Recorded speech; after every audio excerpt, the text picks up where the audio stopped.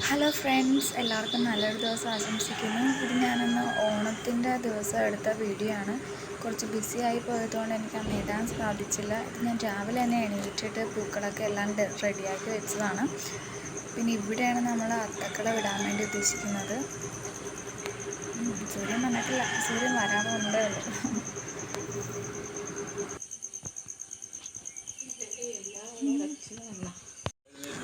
ഇല്ല, ഞാനിട്ടൊരു പകുതി ആയപ്പോൾ തന്നെ വേറൊരാളോ വന്നു സഹായിക്കാൻ വേണ്ടി. പിന്നെ അവളുടെ ഡിസൈനായി.